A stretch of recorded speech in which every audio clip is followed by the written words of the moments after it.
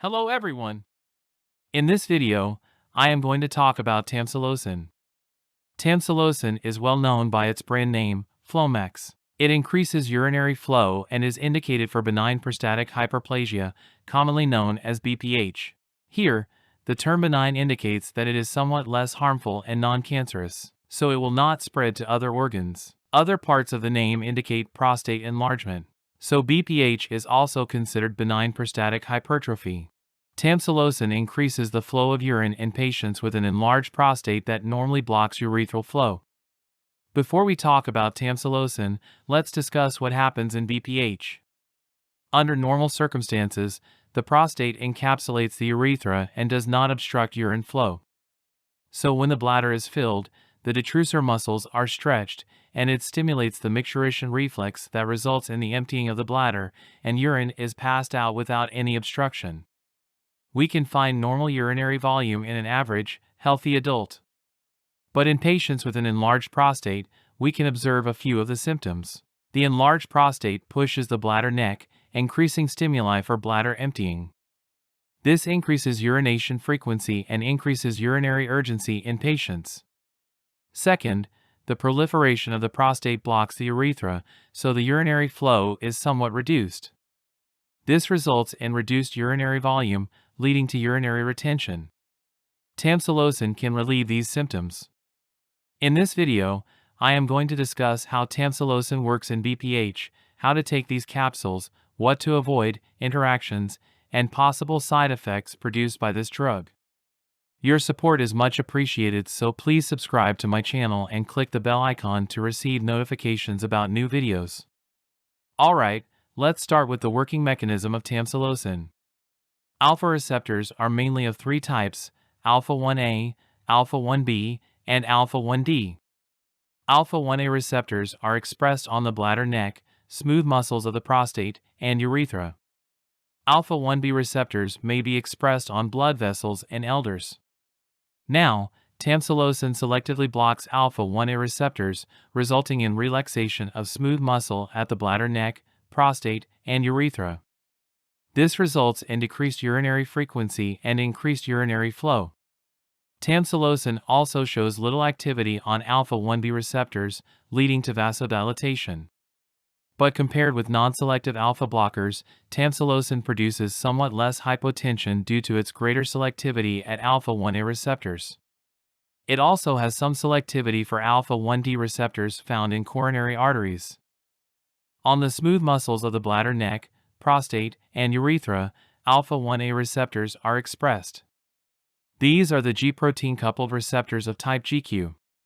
When norepinephrine binds to these receptors, they are stimulated, resulting in the activation of the phospholipase C system.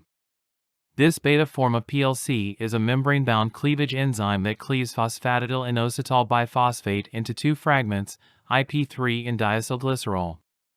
Intracellularly, calcium is stored in the sarcoplasmic reticulum, which is released by raised levels of IP3 in the cytoplasm. Now, IP3 acts on IP3 receptors expressed on the sarcoplasmic reticulum, resulting in the release of calcium. DAG activates protein kinase C, which modifies intracellular proteins favoring contraction. All these actions finally bring about contraction of the bladder neck, prostate, and urethra. Now, Tamsulosin selectively binds to alpha 1A receptors and antagonizes their activity. This results in relaxation of smooth muscle, leading to reduced urinary urgency and increased urinary flow.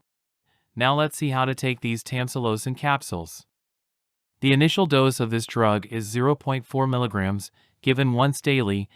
Now let's talk about the precautions and when to avoid Tamsulosin. Use of Tamsulosin may result in a condition called orthostasis.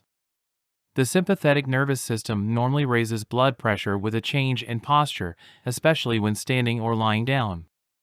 But since Tamsulosin blocks alpha receptors, it results in a reduction of blood pressure, leading to postural hypotension, dizziness, and even syncope. A sudden fainting may be observed. During cataract surgery, Tamsulosin should be carefully used as it may precipitate intraoperative floppy iris syndrome, resulting in poor pupillary dilatation and progressive miosis.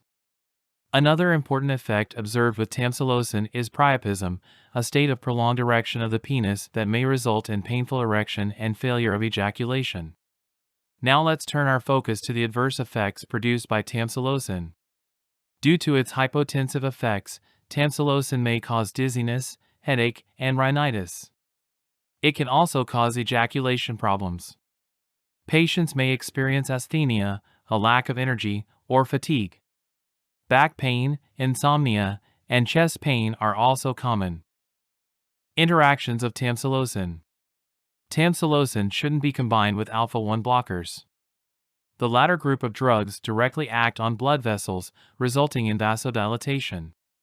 Tamsulosin can also enhance this vasodilatory response, leading to significant hypotension and a reduction in blood pressure.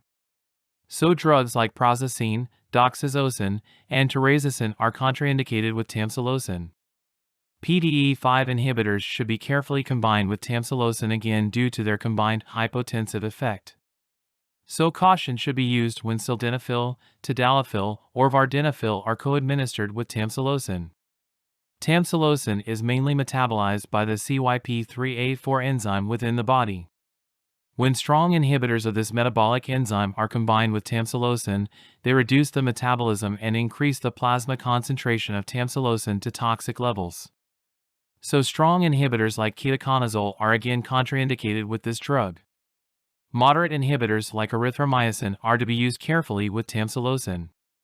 Again, caution should be used when this drug is combined with CYP2D6 inhibitors like terbinafine.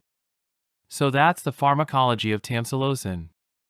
Please post your opinions about this drug in the comment box and hit the like button if you really enjoy this video. Your support motivates me to create more useful videos, so please subscribe to my channel and share this video with anyone who could benefit from it. Thanks for watching, have a nice day, take care and goodbye.